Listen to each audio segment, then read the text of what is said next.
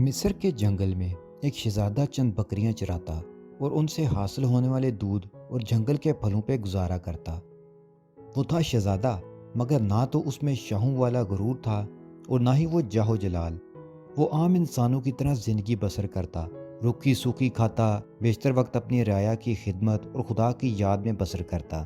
اس کی نیک چلنی کا پوری ریاست میں چرچا تھا۔ اسے یہ خصوصیات اپنے رحم دل باپ سے وراثت میں ملی تھیں۔ ایک دن شہزادہ معمول کے مطابق رعایا کے مسائل سننے کے بعد جنگل میں دنیا سے بے نیاز خدا کی یاد میں محو تھا کہ اس نے دیکھا کہ غریب لکڑہارا اپنے گدھے کو ساتھ لیے ہوئے لکڑیاں کاٹ رہا ہے اور اس سے باتیں بھی کیے جا رہا ہے، حالانکہ اسے معلوم تھا کہ نہ تو گدھا اس کی بات سن رہا ہے اور نہ ہی سمجھ رہا ہے۔ اور پھر وہ زار و کتار رونے لگا۔ شہزادہ یہ دیکھ کر بہت حیران ہوا کہ لکڑہارا روزانہ لکڑیاں کاٹتا اور گدھے سے چند باتیں کرتا اور پھر پھوٹ پھوٹ کے رونے لگتا۔ چند روز یہی معاملہ رہا۔ جب رحم دل شہزادے سے اس کا رونا دیکھا نہ گیا اور وہ یہ گتھی سلجھانے میں ناکام رہا تو بالآخر درخت کی اوٹ سے باہر آ گیا اور لکڑہارے سے پوچھا، اے لکڑہارے، تیرے اس طرح بلک بلک کے رونے کی وجہ کیا ہے؟ غریب بوڑھا ہمدرد انسان سامنے پا کر اور شدت سے رونے لگا اور سسکیوں کے ساتھ اپنی بدبختی کی کہانی سنانے لگا۔ میرا ایک بیٹا تھا جسے خدا نے بے تحاشا دولت سے نوازا تھا۔ ہر طرح کا عیش اسے میسر تھا، مگر اس دولت کا غرور اس کے تن بدن پر اس قدر حاوی ہو چکا تھا کہ اسے اپنی دولت کے سوا کچھ دکھائی نہ دیتا۔ اپنے غریب رشتہ داروں کو دھکے دیتا، انہیں ذلیل و رسوا کرتا۔ پھر اس کی بربادی کا دن آ گیا اور میری دور کی ایک رشتہ دار دوسری ریاست سے میرے گھر سوالی بن کر آئی، یہ سوچ کر کے مشکل میں اپنے ہی کام آتے ہیں۔ وہ بہت غریب تھی، اس کی بیٹی کی شادی قریب تھی مگر کوئی انتظام نہ ہو پایا تھا۔ اسے کچھ رقم کی ضرورت تھی۔ وہ اللہ کی نیک بندی تھی، بیشتر وقت عبادت میں گزارتی تھی، مگر میرا بیٹا دولت کے نشے میں اندھا ہو چکا تھا۔ اس عورت کو دھکے مار کر گھر سے نکال دیا۔ یہی وہ وقت تھا جب ہماری بربادی شروع ہوئی۔ اسی رات سرخ آندھی چلی، بجلی کڑکی اور تیز بارش ہوئی۔ میں اور میرا بیٹا اپنے نرم بستر پر میٹھی نیند سو رہے تھے اور وہ عورت پوری رات ہمارے دروازے سے لگی روتی رہی۔ شدید طوفان اور رات کے گھنے اندھیرے میں دوسری ریاست واپس جانا اس کے لیے ممکن نہ تھا، اور وہ ضعیف عورت پوری رات اس طرح طوفان کا مقابلہ کرتی رہی اور میرے بیٹے کو ذرا رحم نہ آیا۔ صبح جب میری آنکھ کھلی تو مجھ پہ قیامت ٹوٹ پڑی۔ میرا بیٹا گدھے کی صورت اختیار کر چکا تھا اور گھر کا سارا سامان آسمانی بجلی گرنے سے جل کر خاک ہو چکا تھا۔ سب کچھ برباد ہو گیا تھا۔ اس سب میں میرا قصور یہ ہے کہ میں نے اپنے بیٹے کو غرور اور تکبر کرنے سے نہ روکا اور برائی کی طرف بڑھتا ہوا اس کا کوئی بھی قدم نہ روکا، اور اب یہ عالم ہے کہ میں جنگل سے لکڑیاں کاٹتا ہوں اور اپنے ہی بیٹے پر لاد کر بیچنے لے جاتا ہوں، اور اسی سے ہم باپ بیٹے کا گزارا چلتا ہے۔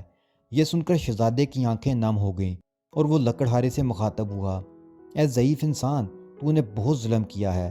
بے شک برائی پر خاموش رہنا اور اسے نہ روکنا اس کا ساتھ دینے کے مترادف ہے۔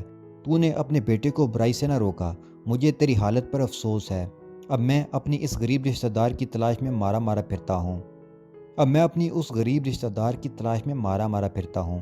اس کی تلاش مجھے رلاتی ہے۔ شاید وہ میری مدد کر سکے، وہ مجھے مل جائے، میں اس سے معافی مانگوں گا، شاید میرے گناہوں کا ازالہ ہو سکے، مگر افسوس وہ مجھے کہیں نہیں ملتی۔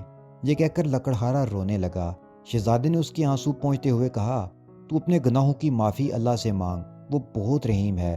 اگر اس نے تجھے معاف کر دیا تو وہ تجھے اس عورت تک پہنچانے کا کوئی نہ کوئی سبب ضرور بنا دے گا۔ وہ بہت مہربان ہے، اپنے بندوں پر ظلم نہیں کرتا۔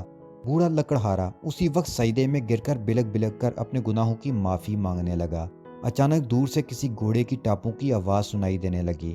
ایک خوبصورت شہزادی سفید رنگ کے حسین گھوڑے پر سوار تھی، قریب آ کر شہزادے سے مخاطب ہوئی، اے شہزادے، آخر یہ کیا ماجرا ہے؟ شہزادے نے بوڑھے کی رام کہانی شہزادی کو سنا دی۔ شہزادی کی آنکھوں میں آنسو جاری ہو گئے اور وہ گھوڑے سے اتری اور لکڑہارے سے کہنے لگی، میں ہی وہ لڑکی ہوں جس کی ماں تیرے در پر سوالی بن کر آئی تھی، مگر اے بدبخت، تیرے مغرور بیٹے نے اس نیک عورت کی زندگی ہی چھین لی۔ ساری رات تیرے دروازے پر تیز بارش میں طوفان کا مقابلہ کرتی رہی کہ شاید تجھے رحم آ جائے۔ بالآخر تیز بارش کی ٹھنڈی بوندوں کو وہ بوڑھی جان برداشت نہ کر سکی اور دنیا سے چل بسی۔ پھر جب صبح ہوئی تو رحم دل بادشاہ معمول کے گشت پر تھا۔ اس کا وہاں سے گزر ہوا وہ میری ماں کو جب گھر لایا تو ماں کی لاش دیکھ کر میرے پیروں تلے سے زمین ہی نکل گئی اور میرا سہارا کوئی نہ تھا۔ بادشاہ یہ سب دیکھ کر بہت پریشان ہوا۔ بالآخر اس نے مجھے اپنے ساتھ لے جانے کا فیصلہ کیا۔ کچھ عرصہ میں اس کی محل میں رہی اور اس نے مجھے نیک لڑکی پا کر اپنے بیٹے سے میری شادی کرا دی۔ شاید یہ میری ماں کی دعاؤں کا نتیجہ تھا، جس نے میری خاطر اپنی جان قربان کر دی، اور اس رب نے مجھ غریب کو فرش سے اٹھا کر عرش پر بٹھا دیا اور اس نیک شہزادے سے میری شادی کرا دی جو اس وقت تیرے سامنے کھڑا ہے، اور تجھے تیرے مغرور بیٹے کے کرموں نے عرش سے فرش پر گرا دیا۔ خدا کی قدرت دیکھ کر لکڑہارا شرمندگی سے زمین میں گڑتا جا رہا تھا اور رو رو کر شہزادی سے معافی مانگی۔ شہزادی بہت رحم دل تھی۔ لکڑہارے کے آنسوں سے اس کا دل بھر آیا اور اس نے اس کو معاف کر دیا۔ خدا کی قدرت، لڑکا اس لمحے اپنے اصل روپ میں واپس آ گیا اور خدا کے حضور سجدے میں گر گیا اور شہزادی سے بھی معافی مانگنے لگا۔ شہزادی نے اسے بھی معاف کر دیا۔ بالآخر دونوں باپ بیٹا اپنی جھونپڑی کی طرف روانہ ہو گئے۔